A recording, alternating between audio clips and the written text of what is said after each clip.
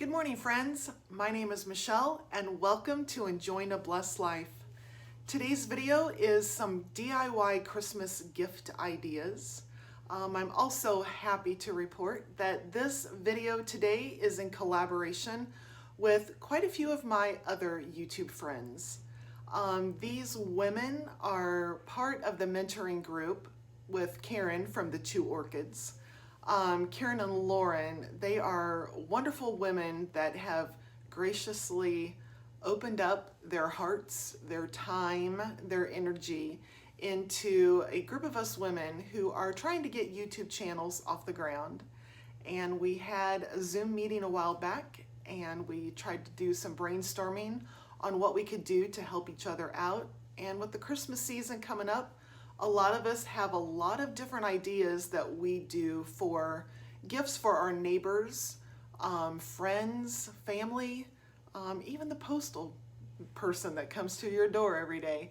So we have decided to just collaborate and try to help each other out. A lot of us, like myself, we are brand new to YouTube. So if you are coming over from one of those other channels, I welcome you. And if you would please like and subscribe to my channel, I would greatly appreciate it. So today's video, I'm going to be doing a family cocoa mix recipe that I've been doing for years. And what we enjoy doing each year, we tweak it with different types of chocolates, different types of sprinkles or marshmallows or something to add to it. So that is one of the ideas that I have. My second idea that I'm going to share is a candy and Chex mix recipe that I enjoy making throughout the year. It's just not for the holidays. And the third thing I have is a canvas and plaster piece that I love to do with different types of stencils. And I give these away as Christmas gifts, birthday gifts, housewarming gifts. So I just hope that you sit back and enjoy this video, and please, if you have the time, please make the time to go over and check out the rest of the channels here with my YouTube friends. And without further ado, let's get into the video.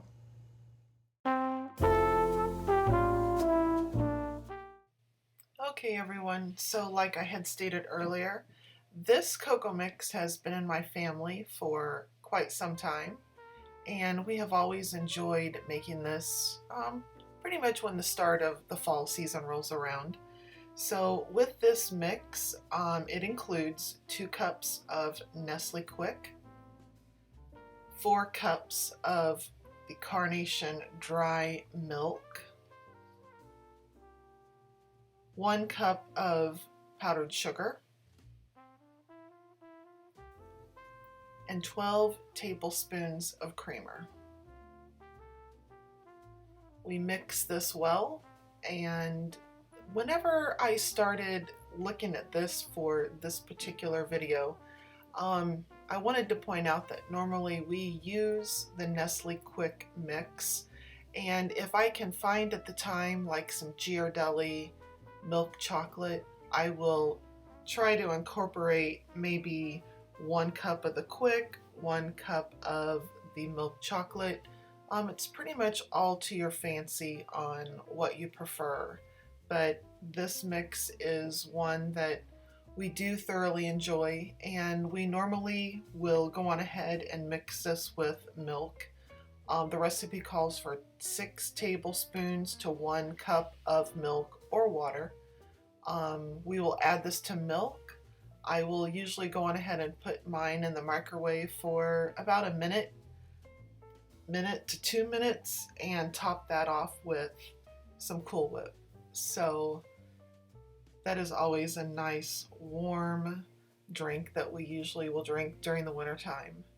And putting these into the jars for my neighbors, one of the things that I realized I need to purchase are the wide mouth funnels for my jars, but for right now, scooping little by little will do the trick.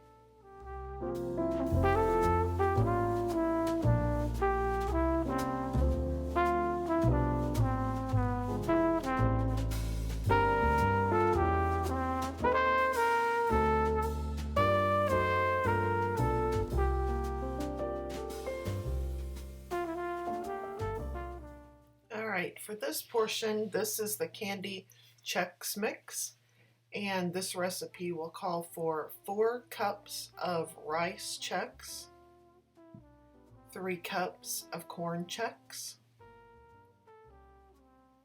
2 cups of pretzels, and 2 cups of Kix cereal. I will usually go on ahead and get this mixed really well. Just get this covered and set aside until I can get the wet ingredients mixed together.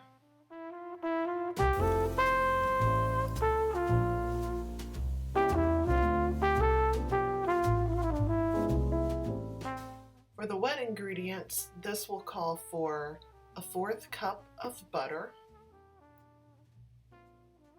which I usually like to try to get that melted down pretty good.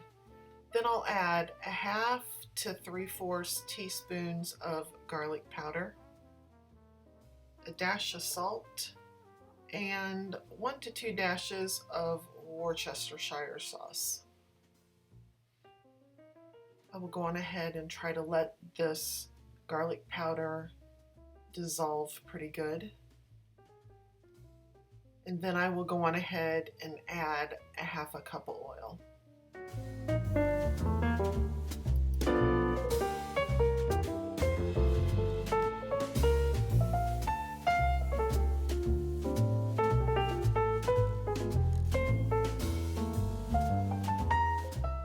Once this oil gets a little warm, I will go on ahead and dump this over the cereal and pretzel mixture.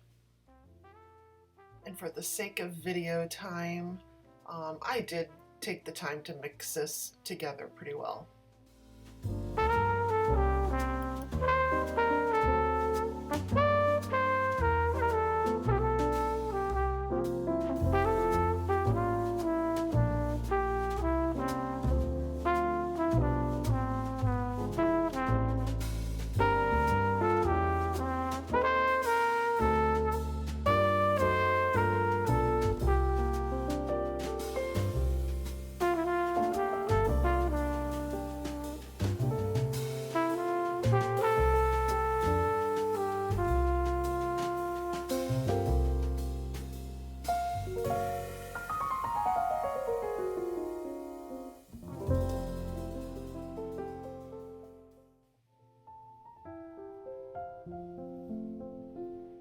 I set the timer for 20-minute intervals, and after 20 minutes I pulled that out, put it into a bowl, tossed that around, put it back onto the tray, and back into the oven.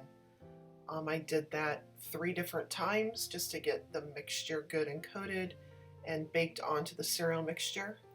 Once that comes out of the oven, this goes onto a paper towel, and after the cereal mixture is cooled, I will go on ahead and add it back into a bowl, and I will top it with festive M&Ms, and we really like the honey cashews, so we mix 2 jars of that in with 2 bags of M&Ms. Mix and enjoy.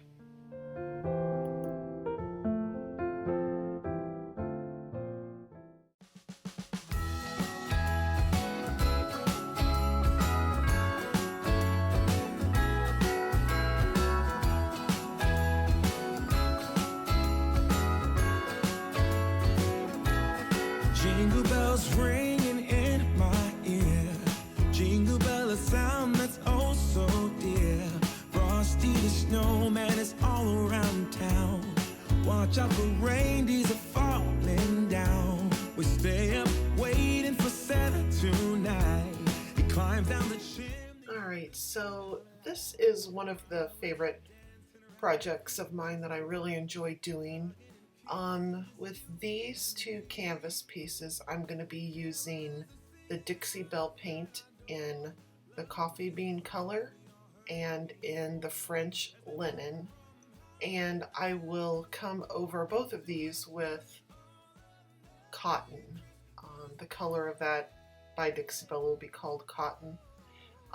With this, I just paint. There's no rhyme nor reason when I'm painting this canvas. I want it to be kind of like a rough texture on both of the shades that I'll be using. So with this, I like to do the top and the sides. If I do not do the sides when I'm doing this type of project, it just looks odd with the side of that canvas being white. So the first coat on this one is coffee bean. Friendly face, and later we warm up by the fireplace. Carolers are singing outside our door, lovely songs we all heard before, as they walk from house to house to wish us all a Merry Christmas Day. Merry Christmas Day. A Merry Christmas Day. Oh, oh,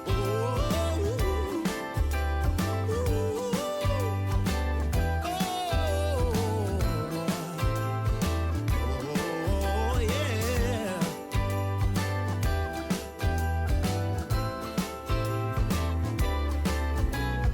Carolers are singing outside our door, lovely songs we all heard before, as we walk from house to house to wish us all a Merry Christmas Day. Yeah, a Merry Christmas Day.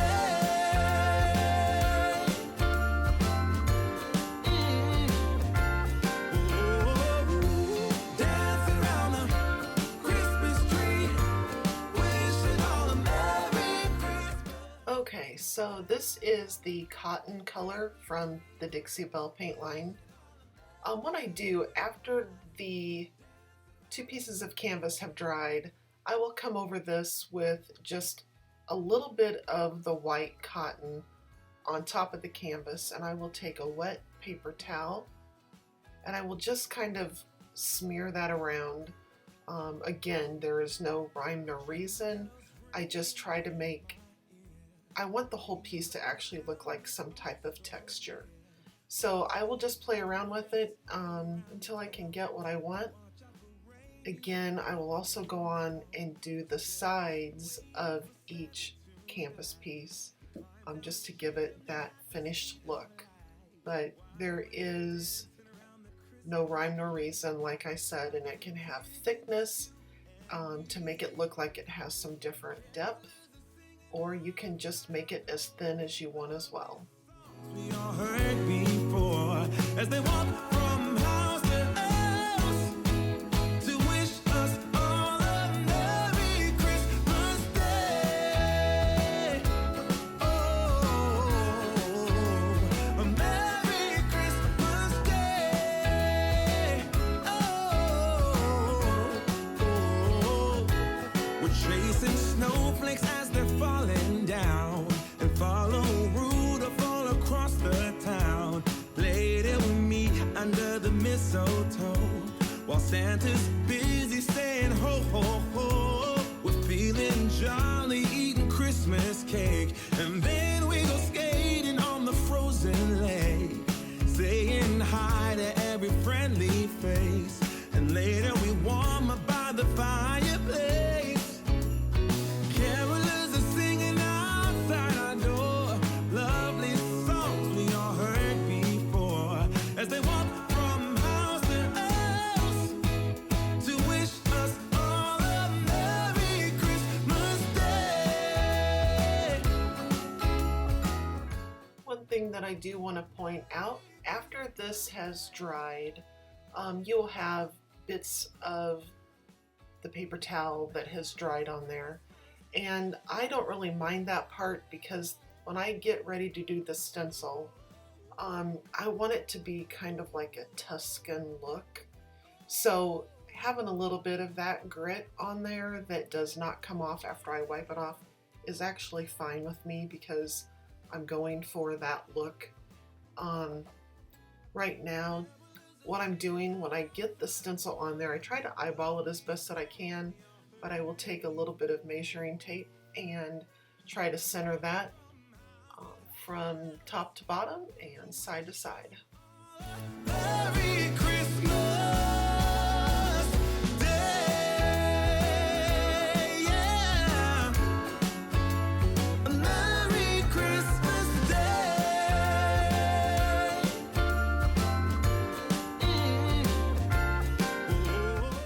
The next important part here is taking painter's tape and sticking this onto the canvas. Of course, this will help it not to slide around.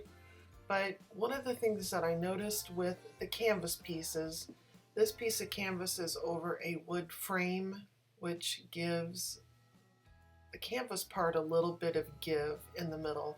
So I don't really care for the fact that the stencil will pop up and down when I go to put this plaster on, but I make do with what I've got. The canvas pieces that I do prefer are on a piece of cardboard overlaid with the white canvas, and I usually get these either at Hobby Lobby or I think the last group that I got was at Walmart, but I will just still play around with that as much as I can to get it as tight before I get ready to put the plaster on.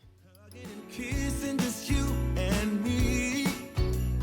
Carolers are singing outside our door. So I believe I've been calling it plaster, but it's actually called spackle. I just get this at my local Ace Hardware here in my hometown.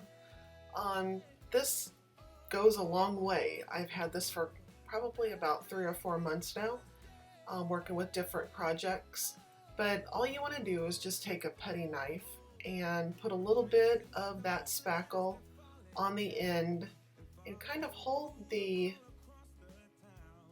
template down and just go over that with a thin coat. I usually start with that thin coat, and then if I want to build on a little bit of more texture on the top part, I will come back over and add some more spackle just to kind of thicken it up a little bit, but it's kind of plain and simple here.